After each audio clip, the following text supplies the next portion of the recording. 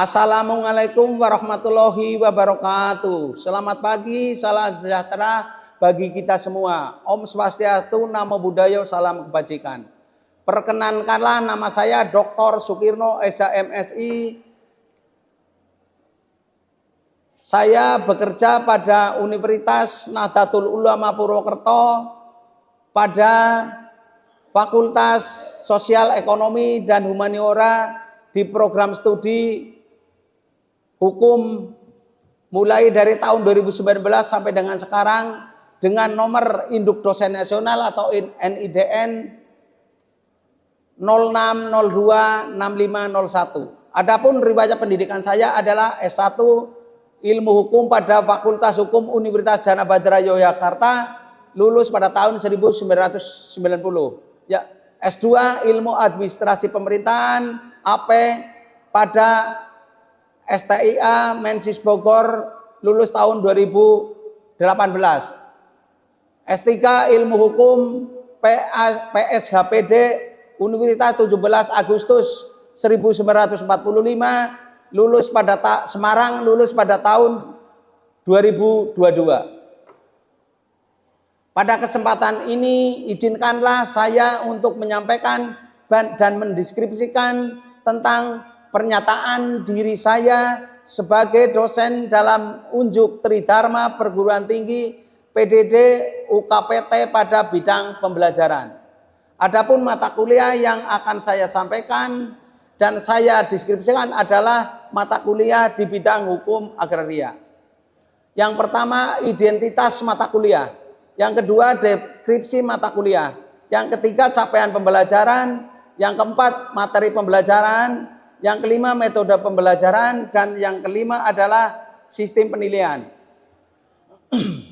Identitas mata kuliah.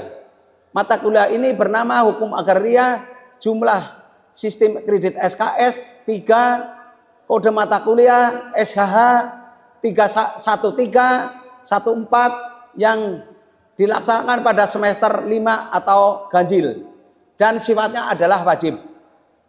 Deskripsi mata kuliah.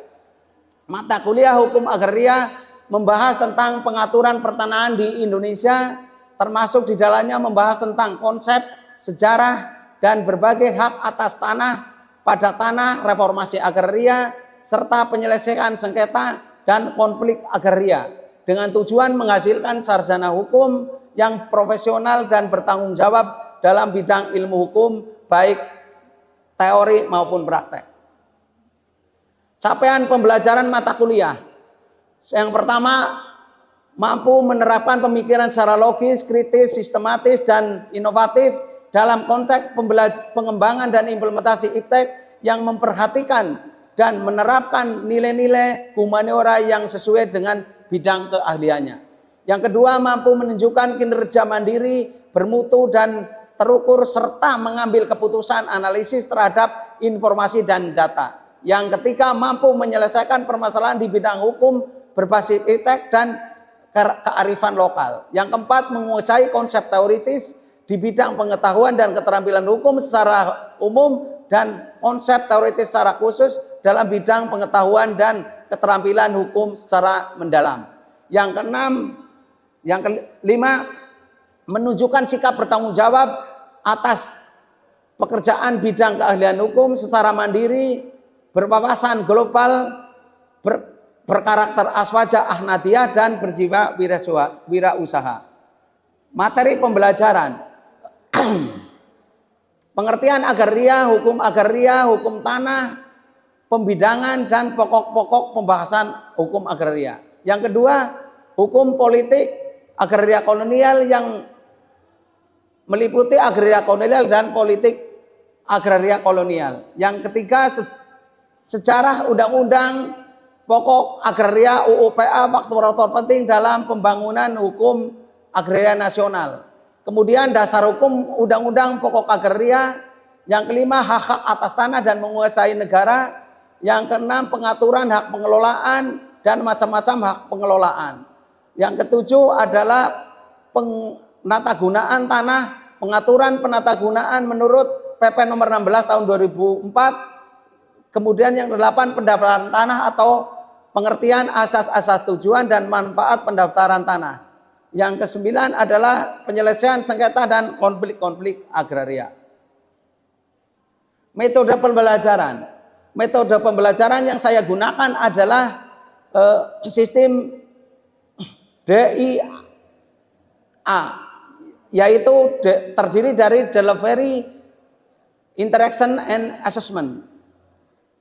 Di mana delivery yaitu proses penyampaian materi dan diskusi di dalam kelas terhadap mahasiswa dan mahasiswi. Sedangkan interaction yaitu bagaimana interaksi kita terbangun selama proses pembelajaran di kelas.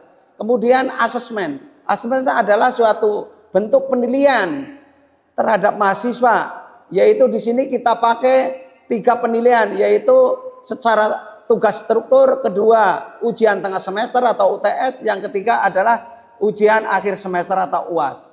Sistem penilaian dalam mata kuliah ini saya menggunakan sistem penilaian melalui 3 cara, yaitu memberikan tugas terstruktur kepada mahasiswa dan mahasiswi dalam penilaian bobot 30%, kemudian yang kedua ujian tengah semester atau UTS dengan menyumbang nilai 35% dan ujian akhir semester menyumbang nilai 35%, sehingga secara total keseluruhan terdapat 100%. Berikut merupakan cuplikan dalam kegiatan pembelajaran secara luring dalam mata kuliah Hukum Agraria dengan materi pendaftaran tanah, pengertian asas-asas tujuan dan manfaat pendaftaran tanah. Bismillahirrahmanirrahim. Assalamualaikum warahmatullahi wabarakatuh. Waalaikumsalam warahmatullahi wabarakatuh. Terima kasih teman-teman, sehat semua nggih? Tetap semangat nggih? Oke. Sebelum kita melakukan pembelajaran kuliah, sebaiknya kita berdoa dulu. Mari kita berdoa bersama-sama. Silakan.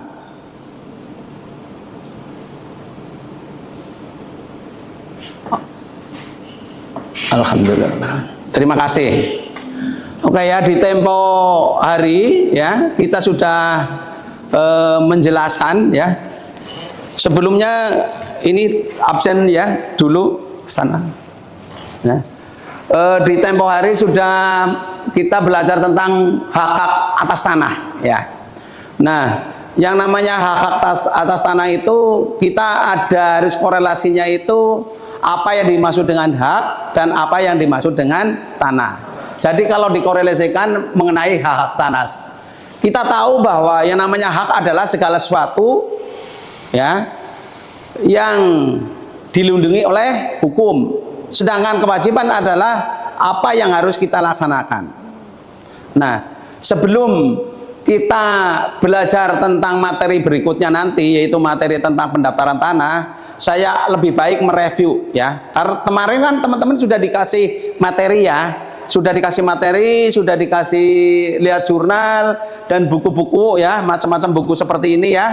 Kemarin teman-teman sudah pada belajar ya. Saya harapkan kalau begitu ada mata kuliah yang mau diajarkan paginya, teman-teman harus bisa belajar terlebih dahulu. Ini seperti ini buku dari yang saya sajikan kepada teman-teman, dan ini merupakan tentang penyelesaian konflik tenurial serta regulasinya ya. Nah, ini yang penting teman-teman bisa belajar tentang hukum agraria. Hukum agraria sebenarnya itu ada 2 ya, yang mengatur tentang agraria secara umum ya, tentang agraria kehutanan. Tapi yang di sini yang saya sampaikan adalah tentang kita kepada materi yang tentang ruang lingkup hak atas tanah. Nah, untuk mereview hak atas tanah akan saya tanyakan dulu biar kemarin itu teman-teman mereview mata kuliah kemarin. Contohnya ini tentang apa yang dimaksud dengan macam-macam hak tanah. Siapa Mbak Devi? Coba sebutkan. Baik. Jadi macam-macam hak atas tanah itu diatur dalam pasal 16 dan pasal 53 Undang-Undang nomor 5 tahun 1960 tentang pokok agraria, yaitu mengatur yang pertama hak atas tanah yang bersifat tetap, yang kedua hak atas tanah yang akan ditetapkan oleh undang-undang, dan yang ketiga hak atas tanah yang bersifat sementara. Oke, ini berarti belajar ya Mbak Devi semalam ya. Nah, terima kasih ya. Ini contoh mahasiswa yang memang bisa kita sebut sebagai mahasiswa yang tahu tentang apa dia tujuan kuliah, apa dia yang harus dipelajari, besoknya seperti apa. Terima kasih sekali ya kalau sudah belajar ya. Terus kemudian ini beralih tentang hak milik ya. Jadi teman-teman harus tahu tentang hak milik ya. Nah ini kalau kita belajar tentang hak milik itu sebenarnya kita harus tahu tentang apa ya hak milik itu diatur di mana dan apa yang pengertian tentang hak milik. Coba Mas Saifuddin. Hak milik adalah hak yang turun-temurun, terkuat dan terpenuh yang dapat dimiliki oleh orang atas tanah dan memberi kewenangan untuk menggunakannya untuk segala macam keperluan selama waktu yang tidak terbatas. Sedangkan hak milik diatur dalam pasal 20 ayat 1 Undang-Undang Pokok Agraria Undang-Undang Nomor 5 Tahun 1960. Oke, jadi istilahnya ini tentang hak milik ini ya, hak yang dapat dipertahankan terhadap siapapun juga. Jadi hak milik itu manfaatnya, fungsinya ya, ini memang harus kedepannya itu sebagai alas hak. Karena kalau kepemilikan tanpa adanya sertifikat dan sebagainya nanti ya, itu kita semakin sulit ya, semakin sulit untuk mempertahankan. Jadi hak itu yang dapat dipertahankan terhadap siapa juga. Jadi yang namanya pemilik hak tanah itu termasuk sebagai eigendom ya, eigenarnya ya. Jadi oke ya, kita sudah mereview yang pembelajaran flashback ke belakang ya. Pelajaran ini sudah materi kuliah ini teman-teman sudah diketahui semua ya. Jadi nanti teman-teman kalau kalau paginya itu harus belajar ya. Terima kasih sekali. Jadi belajar itu baik dari jurnal maupun dari referensi-referensi yang Pak dosen berikan ya. Ini seperti ini ya. Ini bukunya banyak. Teman-teman harus dipelajari. Kemudian nanti bisa kalau nggak bisa ditanyakan. Oke ya. Cukup ya mereview yang kemarin ya.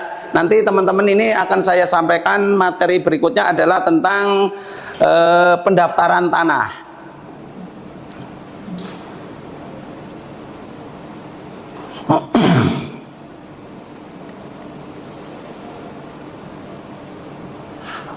Oke ya, mari kita dengarkan ya tentang pendaftaran tanah. Jadi teman-teman ini pada prinsipnya kalau kita berbicara tentang pendaftaran tanah ya, ini luas ya. Jadi pengertian pendaftaran tanah menurut pasal 1 angka 1 ya, peraturan pemerintah nomor 24 tahun 1997 ya, itu adalah serangkaian yang dilakukan oleh pemerintah secara terus-menerus, berkesinambungan dan teratur ya, meliputi pengumpulan ya, pengolahan, pembukaan dan penyajian serta pemeliharaan data fisik dan data yuridis dalam peta dan daftar mengenai bidang-bidang tanah ya.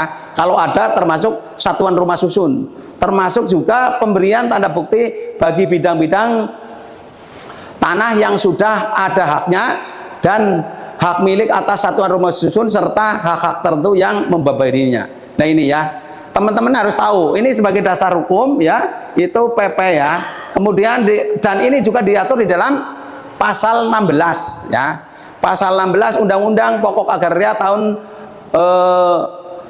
pasal 16 Undang-Undang Pokok Agraria nomor 5 tahun 60 ya. Ini sudah jelas di situ dikatakan bahwa bidang tanah adalah bagian permukaan bumi yang merupakan ya, ini suatu bidang ya, yang merupakan suatu bidang yang terbatas.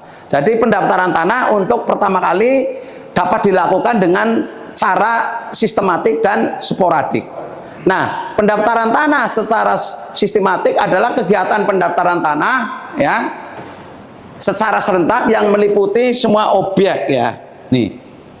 Ya, jadi pendaftaran ini semua objek ya, pendaftaran tanah dalam wilayah atau bagian yang di desa atau kelurahan secara individu atau massal, itu sporadik. Terus kemudian secara sistematik ya, ini kegiatan pendaftaran tanah yang dilakukan pertama kali atas prakarsa yang belum didaftarkan dalam wilayah atau bagian wilayah suatu desa atau kelurahan. Jadi kalau teman-teman ya, sekarang kan sering ada ya di desa-desa teman-teman ya, ini ada yang dari Papua ya, dari Ternate ya, ini ya kebanyakan dari Kabupaten Banyumas juga ya. Mahasiswanya ini udah dari berbagai hal, dari berbagai suku, sehingga mahasiswanya ini ya nanti mempunyai problematika tentang tanah ini berbeda-beda. Nanti dalam hal ini terkait dengan tanah ini teman-teman harus tahu. Jadi ada hak milik ya, hak milik di situ sebagai alas hak yang harus dibuatkan, didaftarkan ya. Kemudian ada sertifikat ya. Ini jadi tentang pendaftaran tanah ini dapat dilakukan dalam bentuk, kalau kita berbicara seperti katakanlah data itu ada dua ya, data fisik dan data yuridis. Kalau kita berbicara tentang data fisik ya, itu tentang batas waktu ya, batas tanah maksudnya ya, batas tanah, terus kemudian kode-kode alam ya, itu sebagai bisa untuk tanda-tanda fisik ya. Ini contohnya begini, ini Universitas Nahdlatul Ulama ya, tanah ini berada di posisinya di desa Jalan apa, Sultan Agung ya. Ini di sebelah timur, sebelah selatan Jalan Sultan Agung ya. Ya, perbatasan di sana sungai ya, di sebelah mana itu? Selatan sungai, kirinya juga timurnya ini ada pabrik, terus sebelah baratnya pabrik dan depannya itu apa namanya? Jalan raya. Artinya apa? Bahwa tanah ini itu sudah ada di sekelilingnya sebidang tanah bangunan UNU ini ya kan, itu harus apa, ada yang melitipinir data-data itu ya, datanya yang terkait dengan sebelah kanan batas punya milik siapa, sebelah belakang milik siapa, sebelah kirinya milik siapa, dan depan milik siapa, atau bagian utara, bagian timur, bagian selatan, dan bagian barat. Itu harus jelas. Ini namanya data-data fisik. Kemudian kalau kita berbicara tentang apa namanya data yuridis ya, data yuridis itu sebenarnya data yuridis kan tentang, bisa juga tentang sejarah ya, yang diatur dengan konstitusional, itu namanya yuridis ya, diatur dengan peraturan ya, itu namanya yuridis. Jadi ini asal mula ya, bagaimana ya, asal mula bagaimana cara perolehannya tanah ini ya. Tanah ini dulunya seperti apa, pemiliknya siapa. Nah, kemudian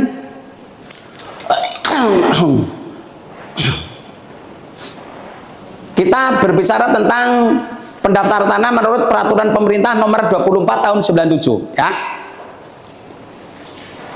Jadi ini ya teman-teman ya. Jadi peraturan pemerintah nomor 24 tahun 97 merupakan peraturan pelaksanaan dari pasal 19 ya, Undang-Undang Pokok Agraria ya, tentang pendaftaran tanah sebagai apa namanya, pengganti dari peraturan pemerintah nomor 10 tahun 61 ya, tentang pendaftaran tanah. Dalam peraturan pemerintah nomor 24 97 diatur hal-hal sebagai berikut nih ya. Nih, ini diatur yang pertama ada ya, teman-teman harus tahu ya, apa itu asas sebenarnya. Asas itu sebenarnya prinsip dasar apa, sebagai pedoman yang harus dilaksanakan. Jadi suatu undang-undang itu tanpa asas itu nggak mungkin ya. Ibarat orang itu apa namanya, mau jalan nggak punya sebagai nafasnya. Kalau asas itu sebagai nafasnya, makanya asas ini itu sangat penting. Jadi yang saya akan terangkan ini ya, asas dari itu apa namanya, dari pendaftaran tanah itu ada berapa ini? Yang pertama ya, asas dan tujuan pendaftaran tanah ya. Yang kedua, penyelenggaraan dan pendaftaran tanah, terus objek pendaftaran tanah, terus kemudian satuan wilayah tata usaha pendaftaran tanah, kemudian pelaksanaan pendaftaran tanah untuk pertama kali, pengumpulan dan pengelolaan data fisik dan data yuridis, pembuktian hak dan pembukuannya, penerbitan sertifikat, penyajian data fisik dan data yuridis, kemudian penyimpanan daftar umum dan dokumen, kemudian pendaftaran peralihan dan pembawahan hak, ya. Pendaftaran perubahan data pendaftaran tanah lainnya, terus kemudian penerbitan sertifikat pengganti, biaya pendaftaran tanah, kemudian kalau ada sanksi hukum, kemudian ketentuan peralihan dan ketentuan penutup. Ini ya, dalam pendaftaran tanah ini ya, dalam peraturan pemerintah ini diatur hal-hal seperti ini ya. Yang pertama adalah asasnya ya, dan tujuan pendaftaran tanah. Jadi asas dan tujuan pendaftaran itu sangat penting. Karena apa? Ya, karena tanah itu sebenarnya kan dengan kita sudah dibuat sertifikat ya, itu kan memudahkan kita manfaatnya ya. Itu bisa sebagai satu ya, berguna di dalam bidang perekonomian. Terutama apa? Ya teman-teman ya, terutama terkait dengan bisa juga sebagai agunan, sebagai hak milik. Coba kalau katakanlah Saifuddin ya kan punya tanah ya, cuman hanya girik. Kalau zaman sekarang itu letter D ya, itu kan belum bisa dipertahankan terhadap siapapun juga.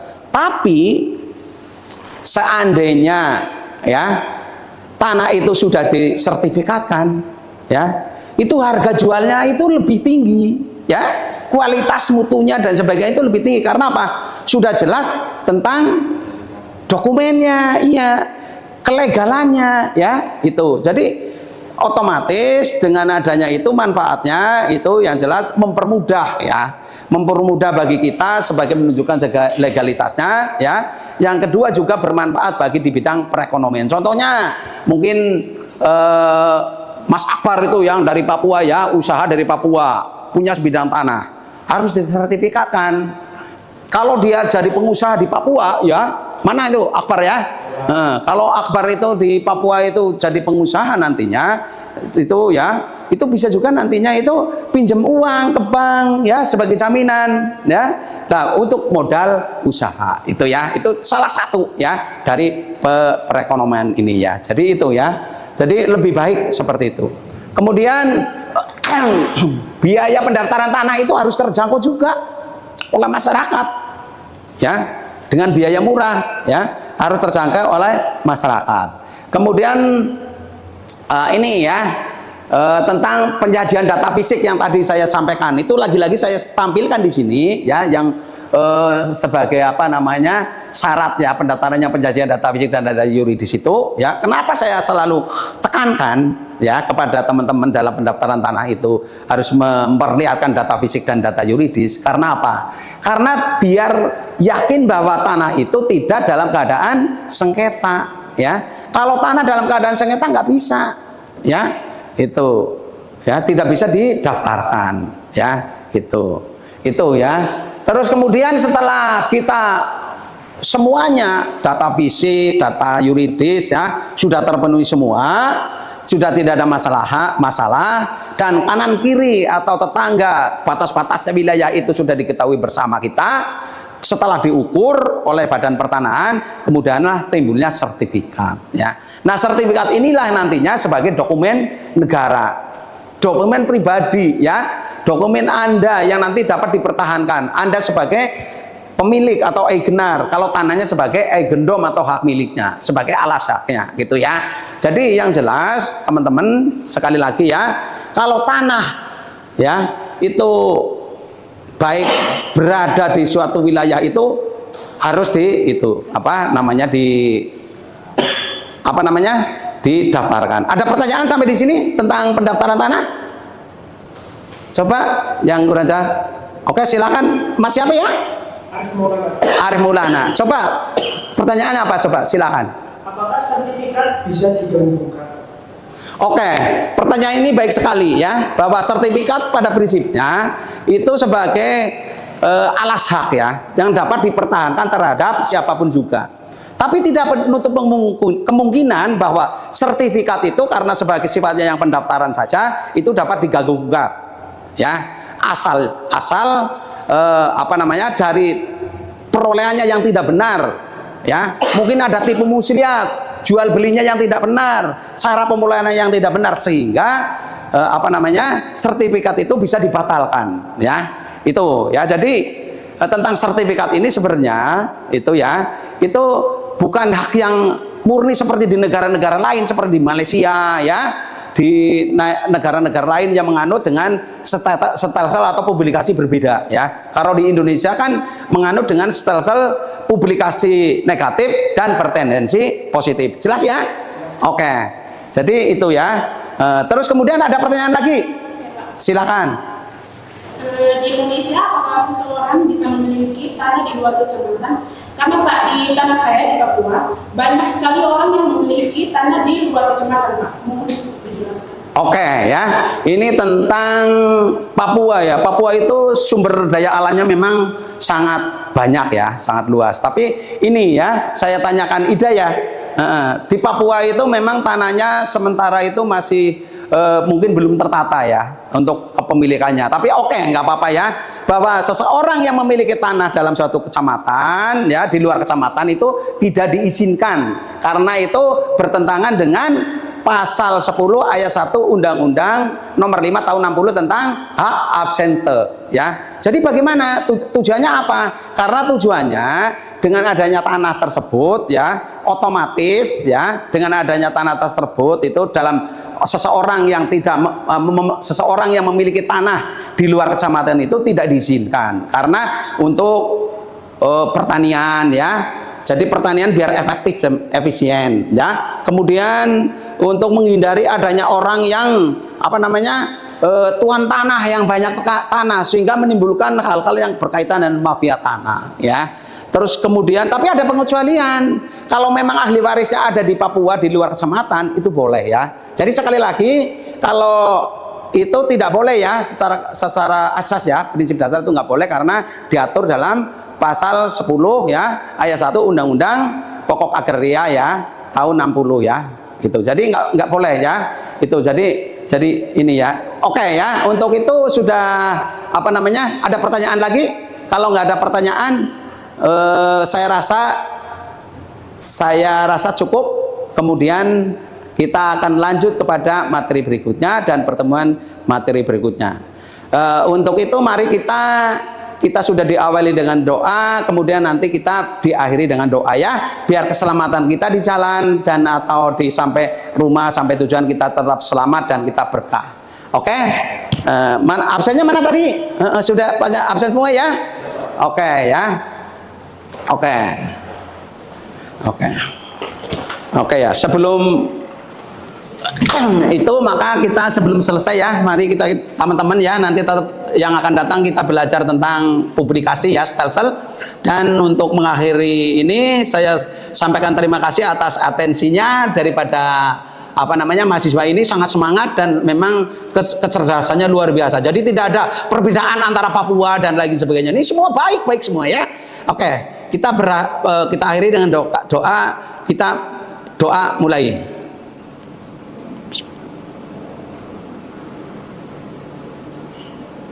Oke ya, selesai ya.